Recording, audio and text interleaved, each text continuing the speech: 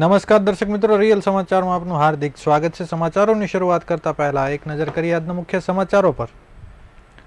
સુરતમાં ટ્રાફિક ઈ મેમોના ડર બતાવી ગઠિયાઓ દ્વારા છેતરવાનો પ્રયાસ। ડાયમંડ બુર્સમાં 7 જુલાઈથી ઓફિસ શરૂ કરવા 250 વેપારીઓએ ખાતરી આપી। સમયસર પગાર ન ચૂકવતા ઓરેન્જ BRTS બસના ડ્રાઈવરોની હડતાળ। સુરતમાં ખોટું હિન્દુ નામ ધારણ કરી રહેતો બાંગ્લાદેશી ઝડપાયો। ઘઉં માંસનું વેચાણ કરતા અગાઉ પકડાયેલા શખ્સોને ત્યાં પોલીસનું સરપ્રાઇઝ ચેકિંગ।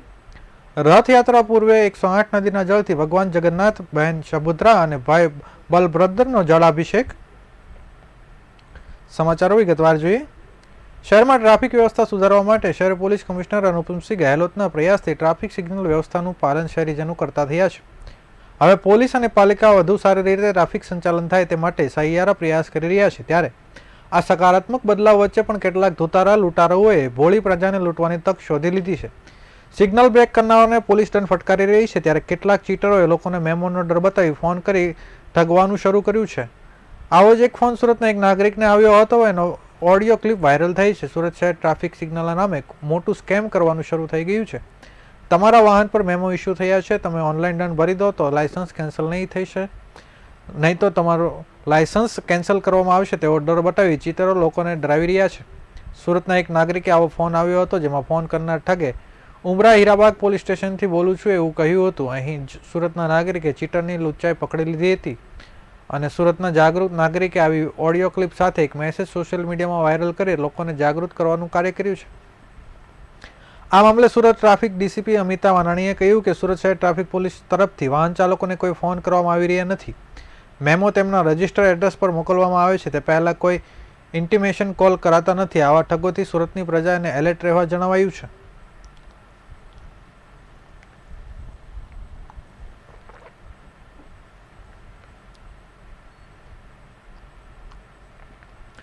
વડાપ્રધાન નરેન્દ્ર મોદીએ ખુલ્લા મૂકેલા ડાયમંડ બુર્સને શરૂ કરવા ફાંફા પડી રહ્યા છે। ત્યારે 7 જુલાઈથી સુરત ડાયમંડ બુર્સને ધમધમતું કરવા તાકીદે બેઠક મળી હતી, જેમાં જુલાઈથી ઓફિસ શરૂ કરવા 250 વેપારીઓ કન્ફર્મ આપ્યું હતું। અત્યાર સુધી 1050 વેપારીઓ ઓફિસ ફર્નિચર કરવાની મંજૂરી માંગી છે, જેમાંથી 450 ઓફિસોનું કામ શરૂ થઈ ગયું છે।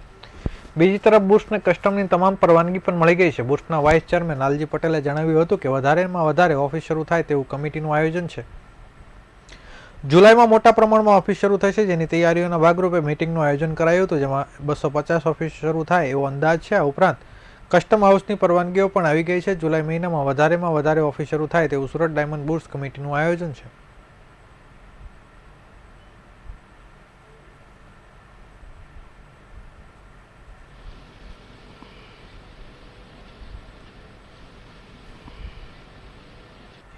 ડાયમંડ ઉદ્યોગમાં બહુ સારા સમાચાર છે। 7મી જુલાઈ રથયાત્રાના પવિત્ર દિવસે 250થી વધારે એક સાથે સવારે 8થી બપોરે 1 વાગ્યા સુધીમાં ઓપનિંગ થવા જઈ રહ્યા છે। તમામને એટલું ઉત્સાહનું વાતાવરણ છે। બાકીના સભ્યો જે ફર્નિચરો ચાલુ છે એ પણ પોતે ઝડપથી જેમ પૂર્ણ થાય એમ ઓફિસો પોતાની ઓપનિંગ કરતા જશે અને એમ લાગે છે કે મહિનાની અંદર જુલાઈ મહિનાની અંદર 400-500 ઓફિસ ચાલુ થઈ જાય અને દિવાળી આવતા 1000 ઓફિસ ચાલુ થઈ જાય એવું મારું ટાર્ગેટ છે। અને લોકોને અંદરથી ઉત્સાહ પણ એટલો બધો છે કે જલ્દી અહીંયા ડાયમંડ બુર્સ ચાલુ થાય તો અમે પણ અમારી ઓફિસ શરૂ કરવા માટે તત્પર છીએ। અમારી ગઈકાલે મિટિંગ મળી હતી, એમાં ઇન્ટરનેશનલ ફ્લાઇટ તો નરેન્દ્રભાઈ ઓપનિંગ કર્યું એ દિવસે શરૂ થઈ ગઈ છે, આપ બધા જાણો છો। પણ જે ડાયમંડ બુર્સ શરૂ થાય એટલે મુંબઈથી આ બાયરોને આવવા જવા માટે સવાર સાંજ એક ફ્લાઇટ જો સુરત મુંબઈની ચાલુ થાય તો બહુ સુગમતા રહે, એના માટે અમારા સંપૂર્ણ પ્રયત્ન ચાલુ છે।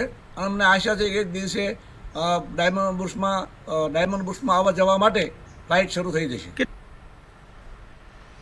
સુરત મહાનગરપાલિકા દ્વારા માસ ટ્રાન્સપોર્ટેશન સેવાઓ ઉપર વિશેષ ધ્યાન આપવામાં આવી રહ્યું છે। ત્યારે તેની સાથે જોડાયેલી કંપનીઓ દ્વારા ઘણી વખત તેમના કર્મચારીઓ સાથે યોગ્ય વર્તન કરવામાં આવતા ન હોવાનો અવારનવાર હડતાલ પર ઉતરી જાય છે અને તેના કારણે સુરત શહેરના લોકોને મુશ્કેલી વેઠવી પડે છે।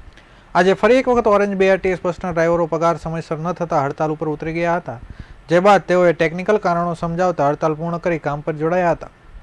BRTS બસમાં ડ્રાઈવરો દ્વારા પોતાના પગાર છેલ્લા કેટલા સમયથી ચૂકવવામાં ન આવતા હોવાના કારણે બસ ન ચલાવવાનો નિર્ણય કર્યો હતો। ડ્રાઈવરોના કહેવા મુજબ તેમને 1 થી 10 તારીખમાં પગાર ચૂકવી દેવામાં આવે છે, કેમ કે તેઓ ભાડેથી ઘરમાં રહે છે અને બીજી તરફ જરૂરિયાતો પણ હોય છે। કંપનીના સંચાલકો દ્વારા વિલંબ કરવામાં આવી રહ્યો હતો, જેના કારણે મુશ્કેલીમાં મુકાયા હતા। એટલું જ નહીં, પરંતુ ડ્રાઈવરોને આઈ કાર્ડ પણ આપવામાં આવ્યા નથી। તેઓને કઈ કંપનીના કર્મચારી છે તે અંગેની તેમની પાસે કોઈ માહિતી પણ નથી। કંપની તરફથી પણ તેમને સત્તાવાર રીતે કોઈ લેટર હજી આપવામાં આવ્યો નથી કે તેનો કંપની કર્મચારી છે. સિટી લિંકના કોઓર્ડિનેટરે જણાવ્યું કે સવારે કેટલાક ડ્રાઈવરો હડતાલ ઉપર ઉતરી ગયા હતા. ત્યારબાદ કંપની સાથે વાત કરવામાં આવી હતી અને ડ્રાઈવર સાથે પણ સંપર્ક કરવામાં આવ્યો હતો. બેંક એકાઉન્ટ ખોલાવવા માટે કેટલીક ટેકનિકલ મુશ્કેલીઓ આવી રહેવાના કારણે 20 તારીખે જે પગાર જમા થવાનો હતો તે થોડો વિલંબ થઈ રહ્યો છે. તેમજ અન્ય જે તેમની માંગો છે તે પણ કંપની ઝડપથી પૂરી કરશે એવું જણાવાયું હતું.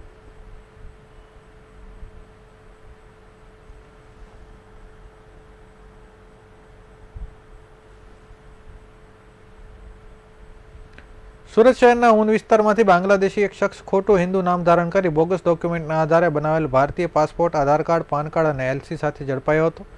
ઊન વિસ્તારમાં રહેમતનગરમાંથી યુવકની ધરપકડ કરવામાં આવી હતી. ઉલ્લેખનીય છે કે સાતખીરા બોર્ડરની ભારતમાં ઘૂસણખોરી કર્યાનો ખુલાસો થયો છે. આ સાથે જ પશ્ચિમ બંગાળમાં ભારતના નકલી ડોક્યુમેન્ટ બનાવવામાં આવ્યા હતા. આ ડોક્યુમેન્ટના આધારે તે વિદેશ પણ જઈ આવ્યો છે.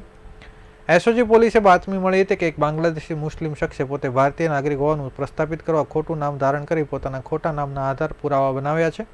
આ બાતમીના આધારે એસઓજીના અધિકારીઓએ મકાન નંબર 180 ગ્રાઉન્ડ ફ્લોર રહેમતનગર ચંડાલ ચોકડી પાસે ઊન ખાતે રેડ કરી હતી. પોલીસે આરોપી મિનાર હેમાયત સરદારને ઝડપી પાડ્યો હતો. આરોપી પાસે બાંગ્લાદેશી જન્મનો દાખલો, બાંગ્લાદેશનું પ્રાથમિક શિક્ષણનું પ્રવેશપત્ર, બાંગ્લાદેશનું સ્કૂલ એલસી, બાંગ્લાદેશનું નેશનલ આઈડી કાર્ડ, આરોપીનું ખોટું નામ શુવાનો સુનિલ દાસના નામના મળી આવેલ ભારતીય ડોક્યુમેન્ટ, પશ્ચિમ બંગાળનું school LC, Aadhaar card, PAN card, state of Qatar રેસિડેન્સીની પરમિટ અસલ કાર્ડ, ભારતીય અસલ પાસપોર્ટ અને મકાનના ભાડા કરાર કબજે કરવામાં આવ્યા હતા.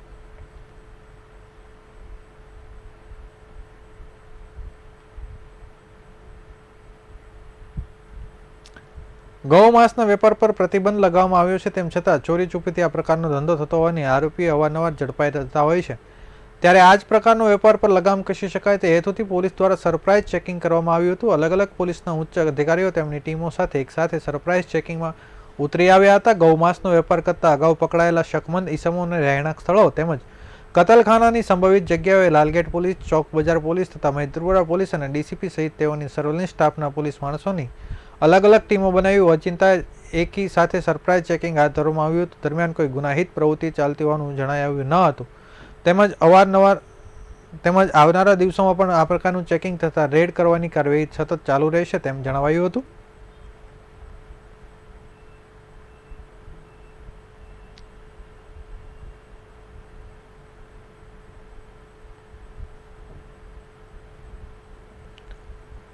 સુરતમાં ભગવાન જગન્નાથની રથયાત્રાની તૈયારી પૂરજોશમાં ચાલી રહી છે. તારીખ 7 જુલાઈના રોજ ભગવાન બહેન સુભદ્રા અને ભાઈ બાળભદ્ર સાથે નગરચર્યાએ નીકળશે. જ્યારે આ દર વર્ષની જેમ આ વર્ષે પણ સુરતના લંકા વિજય હનુમાન આશ્રમ દ્વારા ભવ્ય રથયાત્રાનું આયોજન કર્યું છે. જે પૂર્વે આજરોજ 108 નદીઓના જળથી ભગવાનનો જળાભિષેક કરવામાં આવ્યો હતો. સુરત શહેરમાં દર વર્ષે લંકા વિજય હનુમાન મંદિરથી અષાઢી બીજના રોજ ભગવાન જગન્નાથ, બહેન સુભદ્રા અને ભાઈ બળભદ્ર સાથે નગરચર્ચા પર નીકળે છે ને અહીં પુરીની પરંપરા અનુસાર સમગ્ર વિધિથી આ રથયાત્રાનું આયોજન કરવામાં આવે છે. દર વર્ષે યોજાતી આ ભવ્ય રથયાત્રાનો લાભ લાખો લોકો લે છે. ત્યારે રથયાત્રા પૂર્વે આજે 108 નદીના જળથી ભગવાન જગન્નાથ, બહેન સુભદ્રા અને ભાઈ બલભદ્રનો જળાભિષેક કરવામાં આવ્યો હતો. ભગવાન જગન્નાથના જળાભિષેક પહેલા એક જળયાત્રા પણ કાઢવામાં આવી હતી, જેમાં મોટી સંખ્યામાં ભાવિ ભક્તો ઉપસ્થિત રહ્યા હતા. 108 નદીના જળને મટકામાં મૂકીને 108 નાની બાળાઓના મસ્તક પર મટકા રાખીને વાજતે ગાજતે જળયાત્રા નીકળી હતી, જે મંદિરે આવી પૂર્ણ થઈ હતી. જે બાદ ભગવાન જગન્નાથજી, બહેન સુભદ્રા અને ભાઈ બલભદ્ર જળાભિષેક કરવામાં આવ્યો હતો. એવું કહેવાય છે કે જળાભિષેક બાદ ભગવાન બીમાર થઈ જાય છે અને એટલા માટે જ મંદિરના દરવાજા બંધ કરવામાં આવે છે, જેથી ભગવાનની આંખો પર પટ્ટી બાંધીને મંદિર દ્વારા બંધ કરવામાં આવ્યા હતા. હવે 6 જુલાઈના રોજ મંદિરના દરવાજા ખુલશે અને નેત્રોત્સવની વિધિ બાદ ભગવાન જગન્નાથના લોકોને દર્શન આપશે. તેમજ 7 જુલાઈના રોજ ભગવાન બહેન સુભદ્રા અને ભાઈ બલભદ્ર સાથે નગર ચર્ચાએ નીકળશે.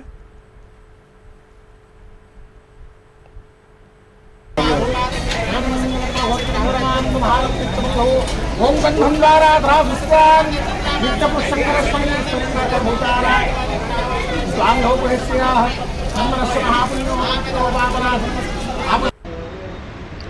આજે ભગવાનને સ્નાન કરાવવામાં આવ્યા છે. આજ પૂનમ છે, पूनम स्नान जगन्नाथपुरी में भी आज भगवान मंदिर में मंडप में विराजमान स्नान थयो छे. एनी साथे लंका विजय हनुमान आश्रम में दर वर्षे रथयात्रा निकळे छे. रथयात्रानी भागे आज जल यात्रा हती, यानी पहला रूप जल यात्रा ने अंदर में 108 नदियों ने जल એકત્ર કરીને બધી 108 દીકરીઓને માથે કલશ લઈને ગાજતા વાજતા રંગે ચંગે હરસની સાથે આજ જગન્નાથ ભગવાનને સ્નાન કરાવવામાં આવે છે.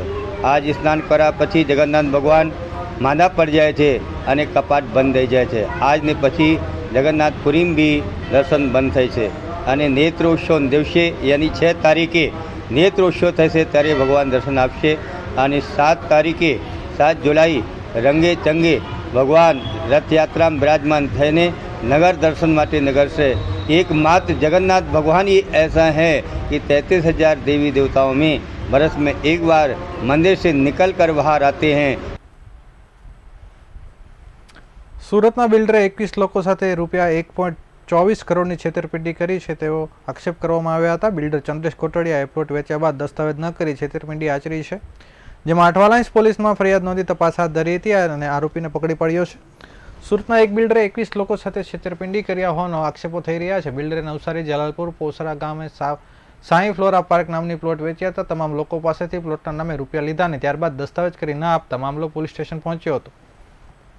જે લોકોએ પ્લોટ લીધા છે તેમનો આક્ષેપ છે કે તેમના તમામ લોકોએ સમય મુજબ રૂપિયા આપી દીધા છે. સાથે સાથે જ્યારે દસ્તાવેજ કરવાની વાત કરી તો બિલ્ડરે હાથ ઊંચા કરી દીધા હતા, જેના કારણે લોકો મુશ્કેલીમાં મુકાયા હતા. જેમાં સુરતના બિલ્ડરે 21 લોકો સાથે રૂપિયા 1.24 કરોડની છેતરપિંડી કરી છે, જેમાં અઠવાલાઇન્સ પોલીસે ફરિયાદ નોંધી બિલ્ડરની ધરપકડ કરી આગળની કાર્યવાહી શરૂ કરી છે.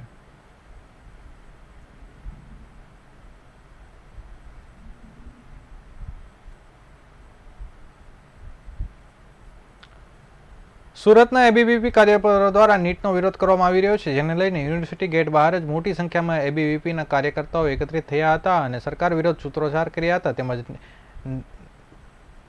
નેટનું પૂતળા દહન કરી પોતાની લાગણી વ્યક્ત કરી વિદ્યાર્થીઓએ રામધૂન બોલાવી અને શાસકોને સદબુદ્ધિ આવે એવી પ્રાર્થના કરી હતી. સુરત એબીવીપી મીડિયા સંયોજક મનોજ જૈને જણાવ્યું હતું કે દેશના વિદ્યાર્થીઓ સાથે અન્યાય થઈ રહ્યો છે. વિદ્યાર્થીઓ સરકાર ઉપર ભરોસો રાખીને તનતોડ મહેનત કરી પોતાની કારકિર્દી કરવા માટે પરીક્ષા આપે છે, જેની સામે આ પ્રકારની ગેરરીતિ સામે આવે છે તે યોગ્ય બાબત નથી.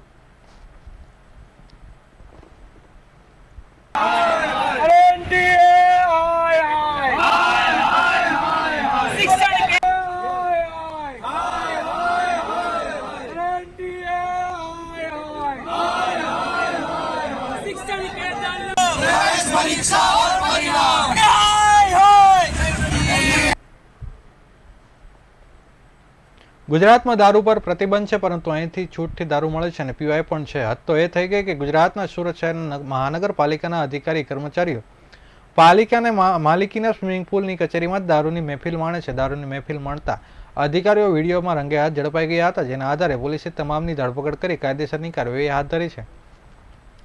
તરણકુંડમાં ગુરુવારે સાંજે ભારત અફઘાનિસ્તાન વચ્ચેની મેચ જોતા સુરત પાલિકાના અધિકારીઓ દારૂની મહેફિલ માણી રહ્યા હતા, ત્યારે સિંગણપુરની જનતા તેમજ સુરત મનપાના વોર્ડ નંબર 7ના કોર્પોરેટર નરેન્દ્ર પાંડવે મીડિયા કર્મચારી સાથે મળીને દરોડો પાડ્યા હતા. દરમિયાન વિડીયો રેકોર્ડિંગ ઓન રાખતા દારૂની બોટલ, નોનવેજ તથા ભાગતા અધિકારીઓ કેમેરામાં રેકોર્ડ થઈ ગયા હતા.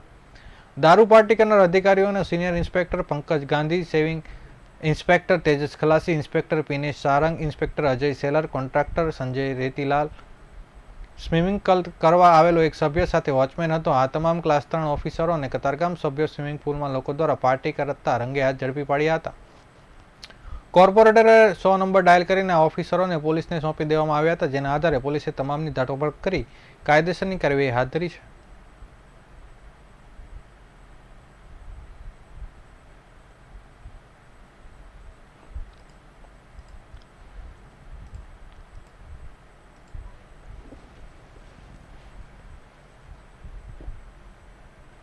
આ હતા અત્યાર સુધીના રિયલ સમાચાર. નવા સમાચારો સાથે ફરીથી મળીશું. ત્યાં સુધી રજા આપશો. નમસ્કાર.